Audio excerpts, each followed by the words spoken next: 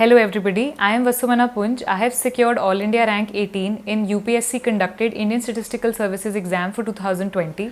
I would like to share my strategy of this paper with you. ये paper जो है इसके दो पार्ट्स हैं, एक है रिटन पार्ट, एक है इंटरव्यू पार्ट. जो रिटन पार्ट है उसमें 6 पेपर्स होते हैं. जो फर्स्ट पेपर है वो है इंग्लिश का, फिर है जनरल स्टडीज़, फिर है paper 1 statistics, paper 2 statistics, paper 1 and paper 2 objective nature के होते हैं, और पेपर 3 और पेपर 4 जो स्टेटिस्टिक्स के होते हैं वो सब्जेक्टिव नेचर के होते हैं.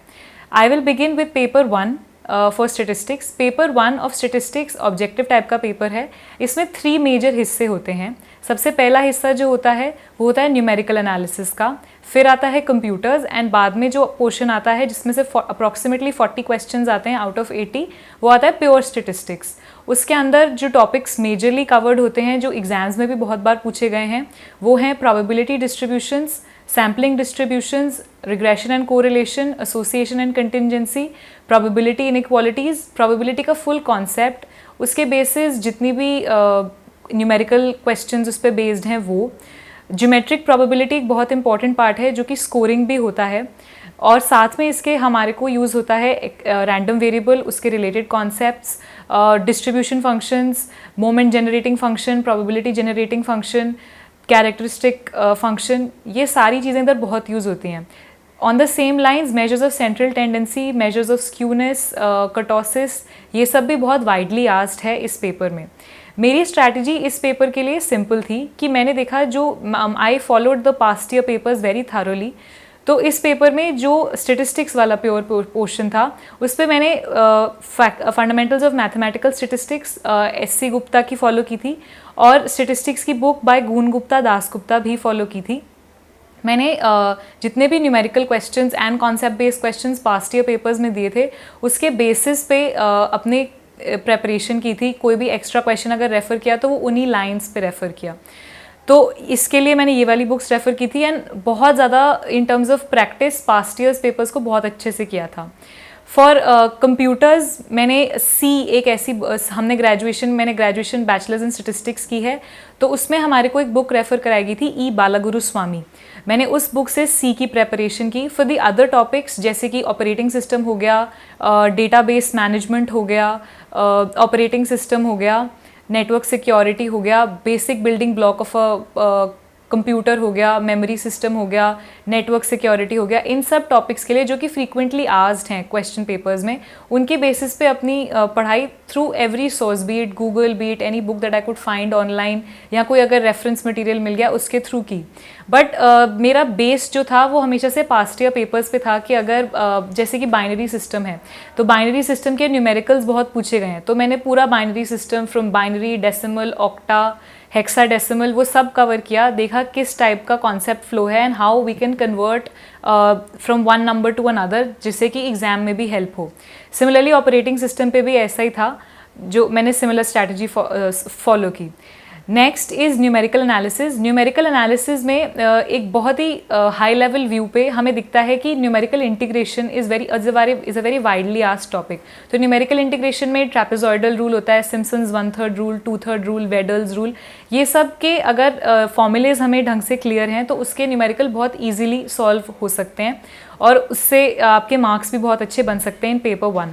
ऑन द सेम लाइन्स अगर हम method of finding approximate roots की बात करें तो Runge Kutta method, Picard's method, Euler's method, Milne's method देखा जा रहा है कि पिछले 2-3 साल में बहुत ज़्यादा पूछे जा रहे हैं, तो उनकी प्रैक्टिस काफ़ी अच्छे से की. यूट्यूब के थ्रू कोई एग्जाम्पल्स अगर मुझे मिल रहे थे तो मैं वो देखती थी और उसी के बेसिस पे आगे भी सॉल्व करने की कोशिश करती थी. 2019 में के पेपर में ये देखा गया कि रुंज-कुटा मेथड एंड मिलनेज मेथड पे काफ़ी क्वेश्चंस किए गए थे. ये थी मेरी पेपर 1 की स्ट्रैटेजी. पेपर 2 काफ़ी स्कोरिंग पेपर है इन टर्म्स ऑफ ऑब्जेक्टिव्स, क्योंकि इसमें जो पेपर का पैटर्न होता है वो काफ़ी ज़्यादा पास्ट ईयर्स के लाइन में ही आता है. इसको अगर देखा जाए तो इसके भी कुछ भाग हैं जिनमें बहुत ज़्यादा स्कोर हम कर सकते हैं. For example statistical inference. Statistical inference में एक टॉपिक है which is about the properties of estimators, जिसमें unbiasedness, consistency, sufficiency and efficiency, ये 4 प्रॉपर्टीज़ पे बहुत ज़्यादा क्वेश्चंस पूछे गए हैं. A good 20 to 25 questions are based on these properties only. इनके साथ साथ हम MLE भी कवर करते हैं, मेथड्स ऑफ फाइंडिंग एस्टिमेटर्स में methods of moment, MLE, MV, BE estimators, ये सब हम कवर करते हैं। इसके बाद हम लोग अनोवा में भी काफ़ी हद तक इस पेपर में क्वेश्चंस पूछे जाते हैं। लीनियर मॉडल्स से भी इसमें क्वेश्चंस पूछे जाते हैं। एक बहुत स्कोरिंग पार्ट इधर होता है generalised inverse and linear parametric functions. बहुत ही डायरेक्ट क्वेश्चंस आते हैं इस बेसिस पे, तो अगर लीनियर मॉडल के कॉन्सेप्ट्स क्लियर हैं तो ये वाले भी ऑटोमेटिकली फ्लो करेंगे। इसके लिए मैंने जो बुक्स फॉलो की थी वो थी fundamentals of applied statistics, fundamentals of mathematical statistics, और जो ग्रेजुएशन में हमारे को कोर्स मटेरियल दिया जाता था वो फॉर पेपर 2। पेपर 2 क्योंकि सेकंड हाफ में होता है तो बहुत ज़्यादा एनर्जी सुबह हम लोग दे चुके होते हैं, तो पेपर 2 की प्रेपरेशन मैंने ऐसे की थी कि मेरी ज़्यादा रिवीजन पेपर 2 की थी एज़ कम्पेयर टू पेपर 1, क्योंकि आप थके हुए भी होगा, आपका माइंड भी उस टाइम थोड़ा रिलैक्स करना चाह रहा होगा। तो ऐसा इस तरह की रिवीजन कीजिए कि जो उस पेपर के बाद आपको 3 घंटे मिलते हैं उसमें 1 घंटा लगा लीजिए आप खा रहे हैं या थोड़ा सा रेस्ट कर रहे हैं, तो बाकी के 2 घंटे में without exerting your mind much आपको कॉन्सेप्ट्स बहुत जल्दी रिकॉल हो जाएं। तो मैंने पेपर 1 के कंपैरिजन में पेपर 2 की रिवीजन ज़्यादा करी थी। उसके जो क्वेश्चंस थे पास्ट ईयर्स के वो ज़्यादा हैबिचुअली देखे थे, जस्ट कि मेरा एक कंफर्ट लेवल इस्टेब्लिश्ड रहे जब ये पेपर आए। Paper 3 is the most comprehensive and extensive paper of the whole statistics papers that are asked in Indian Statistical Services। ये एक ऐसा पेपर है जिसमें इस चीज़ की भी चिंता ज़्यादा होती है कि पूरा पेपर ख़त्म भी हो पाएगा और सारा का सारा कुछ रिवाइज भी हो पाएगा कि नहीं, बिकॉज इस पेपर में हमें econometrics, sampling, time series, demand analysis and index numbers दिए जाते हैं, जो कि ग्रेजुएशन में अलग अलग सेमेस्टर्स में एज इंडिपेंडेंट सब्जेक्ट्स पढ़ाए जाते हैं। तो ये पेपर काफ़ी चैलेंजिंग था मेरे लिए। तो मैंने इसके लिए जो स्ट्रैटेजी फॉलो की थी कि मैंने जब घर पे प्रैक्टिस करी इन पेपर्स की, मैंने इन सबको अलग अलग सब्जेक्ट्स की तरह करा। जैसे मैंने सैम्पलिंग पहले पढ़ ली, मैंने सैम्पलिंग के सारे टॉपिक्स लिख लिए कि ये सिंपल रैंडम सैम्पलिंग है, ये स्ट्रैटिफाइड सैम्पलिंग है, ये क्लस्टर है, ये 2 स्टेज सैम्पलिंग है, ये प्रोबेबिलिटी प्रोपोर्शनल सैम्पलिंग है, with replacement, without replacement, etcetera, जितने भी हमारे टाइप्स थे। मैंने सैम्पलिंग के वो सारे के सारे अपने नोट्स बना लिए और फिर मैंने पास्ट ईयर्स पेपर्स में से सिर्फ सैम्पलिंग अटैम्प्ट की for a set period of 1 hour, क्योंकि वहाँ पे अगर आप क्वेश्चंस मैच करके देखेंगे तो आपको हर क्वेश्चन में 20 to 22 मिनट्स से ज़्यादा टाइम स्पेंड नहीं करना होता है if you want to attempt all the questions of that section. तो मैंने 1 आवर की टाइम लिमिट, कई बार 1 आवर 15 मिनट्स की टाइम लिमिट सेट करके सिर्फ पहले सैम्पलिंग के पोर्शंस अटेम्प्ट किए उस एक फर्स्ट राउंड ऑफ रिवीजन में। सिमिलरली इकोनोमेट्रिक्स का सब कवर करने के बाद, which covers multicollinearity, auto correlation, heteroscedasticity, general linear models, simultaneous equation modelling, जिसमें SLS, 2 SLS, ILSC, instrumental variable technique, 3 SLS, maximum likelihood technique, restrictions के साथ, LVR टेक्निक, कोई अगर हम देख रहे हैं लैग्ड वेरिएबल्स के साथ, वो सारा मैंने एक बार कोर्स वर्क पहले कंप्लीट किया कि these are the topics that I need to cover and these are the concepts that I need to brush up. फिर मैंने अगेन 1 आवर 15 मिनट्स का टाइम क्लॉक सेट किया और पेपर 3 में से सिर्फ इकोनॉमेट्रिक्स का पेपर अटैम्प्ट किया।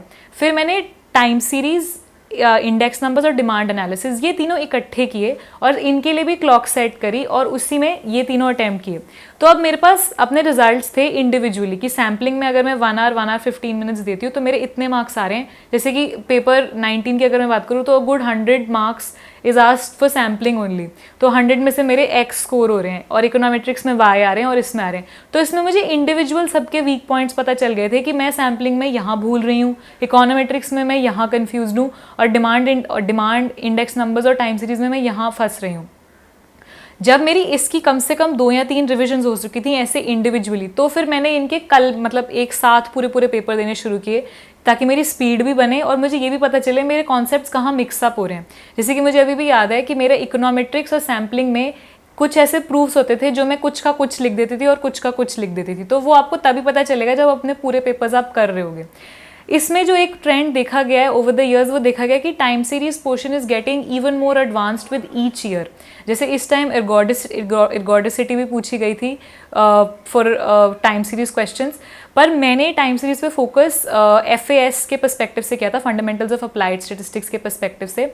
मैंने सारे के सारे एग्जाम्पल्स एंड क्वेश्चंस उस तरह से देखे थे जो उस बुक में प्रिस्क्राइब थे। उससे मुझे फ़ायदा ये हुआ कि if I was not able to attempt 100% of what was given in time series, मैं अ गुड 70 to 80% अटेम्प्ट कर पा रही थी और उस पर मैं बहुत कॉन्फिडेंट थी कि हाँ जो मैंने लिखा है वो सही है। स्टेशनैरिटी बहुत पूछी जाती है different types of time series में, जैसे AR MA, और इन्हीं के बेसिस पे आगे जब हमारे बनते हैं आर्मा और अरीमा। तो इन पे अगर आप कॉन्फिडेंट हैं तो अगर कल को कोई ट्विस्ट करके भी क्वेश्चन आ जाता है तो आप उसको अटेम्प्ट कर पाएंगे, बिकॉज आप इन कॉन्सेप्ट्स पे पक्के हैं। तो ये पेपर 3 में बहुत ज़रूरी होता है कि आप रिविजन अपनी इस तरह से करें कि आप कोई पोर्शन छोड़े ना, क्योंकि इसमें मार्किंग भी कई बार काफ़ी स्ट्रिक्ट हो जाती है। तो आप कोई पोर्शन छोड़े ना, so that you attempt maximum, ताकि आपका मार्क्स कवर करने का एरिया बहुत बढ़ गया है, ताकि आपके मार्क्स और बढ़ेंगे। तो रिवीजन आपकी इस तरह से होनी चाहिए कि आपको पता हो कि मुझे एंड में आपको टाइम, मतलब आप उस दिन घर आएंगे, आपको हार्डली 5 to 6 आवर्स मिलेंगे पढ़ने के उस दिन। तो आपको पता हो कि उन 5 to 6 आवर्स में मैं सिर्फ वीक पॉइंट्स पे देख रही हूँ। जैसे कि मैं जब उस दिन आई थी, मैंने पूरा नहीं पढ़ा कि मैं सैम्पलिंग A to Z पढ़ रही हूँ या इकोनॉमेट्रिक्स A to Z पढ़ रही हूँ। मैं सिर्फ वो वीक पॉइंट्स जो मैंने अपने पेपर से एनालाइज कर करके निकाले थे, सिर्फ वो निकाले थे। जैसे कि मेरे केस में probability proportional to sampling without replacement was a huge pain point for me, तो मैंने सबसे पहले आके वही रिवाइज किया था। सिमिलरली क्लस्टर सैम्पलिंग और स्ट्रैटिफाइड सैम्पलिंग, ये 2 पोर्शंस काफ़ी पूछे गए हैं in the past year papers. तो अगर कोई ऐसा कॉमन रेकरेंट पार्ट आपको दिख रहा है, उसको साइड में रख लीजिए, ताकि वो आप एक बार टिक कर लें एंड में जाने से पहले कि हाँ मैंने ये भी एक बार देख लिया। तो इससे आपको कॉन्फिडेंस भी आ जाएगा कि आपने बहुत ग्राउंड कवर कर लिया है, आपने मतलब अपने आप को मिनिमम चांस दिया है एग्जाम में कहीं पे भी मार्क्स खोने का, क्योंकि आपने हर पोर्शन उस तरह से कवर कर रखा होगा। Paper 4 is the last paper, और इसमें आप थके हुए भी बहुत होते हो, क्योंकि आप लगातार 2-2.5 दिन से पेपर दे रहे होते हो, आपका माइंड एक जोन पे चल रहा होता है। तो पेपर 4 में आपकी, मतलब मेरी स्ट्रैटेजी ये थी कि मैं अपने माइंड को कम से कम टैक्स दे के ज़्यादा से ज़्यादा आउटपुट निकाल लूँ। तो उसके लिए जो टॉपिक्स, मतलब ये पेपर ऐसा होता है जहाँ पे आपको 2 सब्जेक्ट्स पे लिखना होता है, तो वो 2 सब्जेक्ट्स ऐसे चुने जो कि आपकी स्ट्रेंथ्स हो, जो अगर आपको कोई कहे आंख बंद करके भी आपको लिखना हो तो आप लिख दोगे, कोई प्रॉब्लम नहीं होगी आपको, क्योंकि यहाँ पे आप थक भी चुके होते हो। जैसे मेरे को याद है कि मैं पेपर 3 लिख के आई थी, जो अपने आप में इतना एग्जॉस्टिव पेपर था, दिमाग भी इतना नहीं चलता है, और आपके पास नट शेल में बस 1 घंटा रह जाता है फॉर रिविजन, क्योंकि आपको खाना भी खाना होता है और थोड़ा सा रेस्ट भी करना होता है, क्योंकि इतना बड़ा आपने आगे जाके लिखना भी है पेपर। तो इसमें ऐसे सब्जेक्ट्स मैंने चुने थे जो मेरे लिए थोड़े कंफर्टेबल थे, जो मुझे पता था कि अगर मैं ज़्यादा रिवाइज ना भी करूँ तो भी चल जाएगा। तो मैंने चुना था vital statistics and statistical quality control.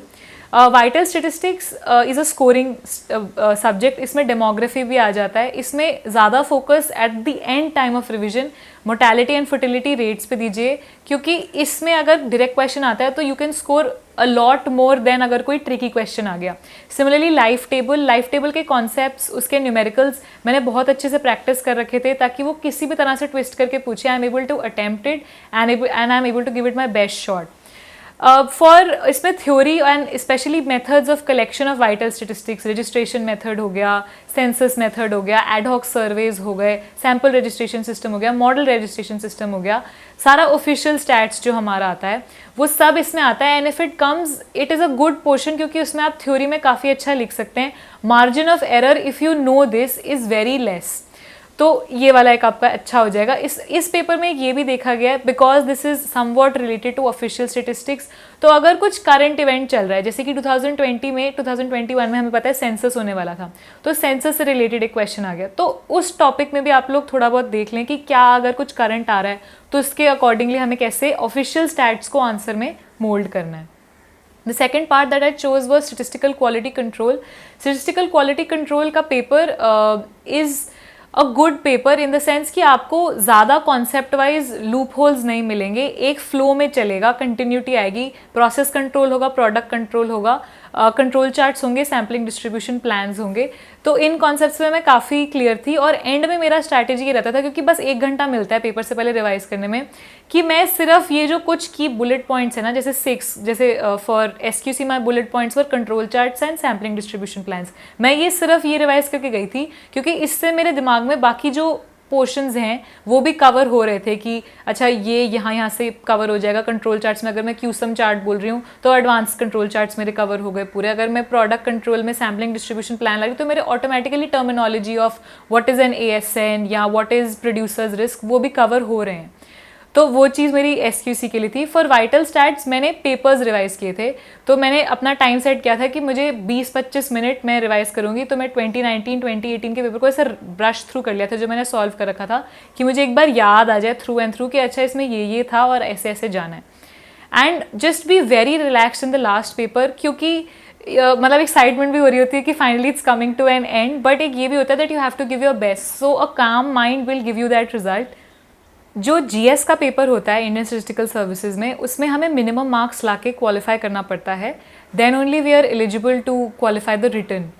तो जीएस एक ट्रिकी टॉपिक हो सकता है बिकॉज इसमें हमारे को डिफरेंट सेक्शंस मिलते हैं जिसमें 5 क्वेश्चंस होते हैं, एंड टाइम उस टाइम पे when you start writing the paper आपको लगता है 3 घंटे बहुत कम है, बिकॉज हर कुछ ही अपने आप में डिफरेंट होता है। तो इसमें जो मेरी स्ट्रैटेजी थी वो ये थी कि ज्योग्राफी का जो पोर्शन था उसके लिए I followed CBSE 9th and 10th की books, specially the help book of JPH. उससे मेरा बहुत सारा portion in terms of climate, monsoon, agricultural produce, India की ज्योग्राफी क्या है, what are the boundaries, what is the type of soil, what is the irrigation, ये सब cover हो गया था।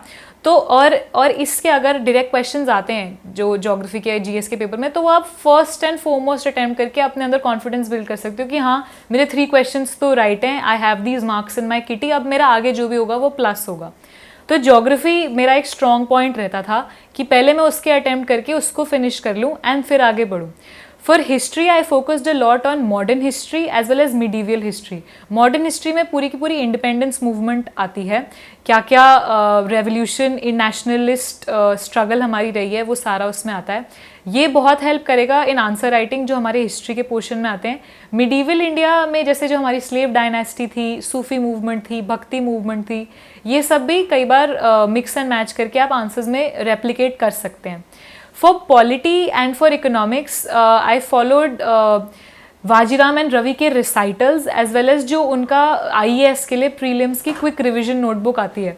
तो उसमें वो क्या करते हैं, ईच टॉपिक का कुछ ना कुछ आपको जिस्ट दे देते हैं जो कहीं ना कहीं आप रेजोनेट कर सकते हैं कि हाँ ये पॉलिटी में फिट हो रहा है या ये इकोनॉमिक्स में फिट हो रहा है। For example privatisation of national banks या समथिंग एज कि जब हम नेशनल कैपिटल फॉर्मेशन कैसे बढ़ाएंगे और अपना, या फूड स्कैरसिटी की प्रॉब्लम, दीज आर टॉपिक्स जो कि करंट अफेयर्स में भी हैं, और अगर आप इसको थ्योरेटिकल नॉलेज से टाई अप करें तो you have a very good answer.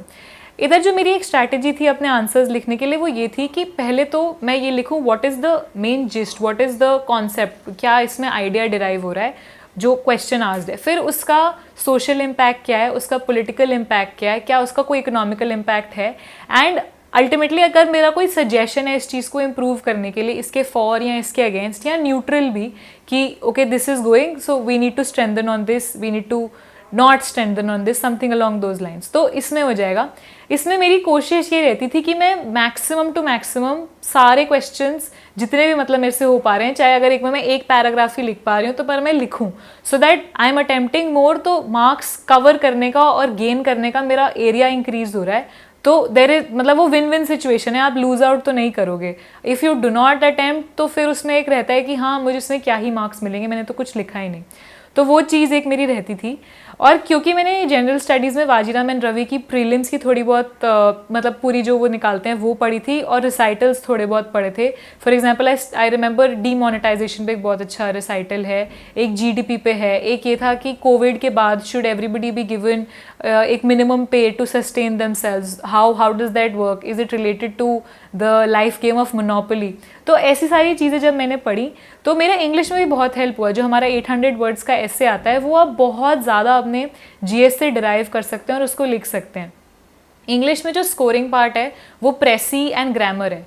तो ग्रामर मतलब आप एरर स्पॉट बहुत आसानी से कर सकते हैं। आप ये देख सकते हैं कि मैं यहाँ पे ये प्रेपोजिशन डाल के ये वर्ड, ये सेंटेंस पूरा कंप्लीट कर सकती हूँ। सिमिलरली प्रेसी में you just have to reduce the length of the passage to 1/3।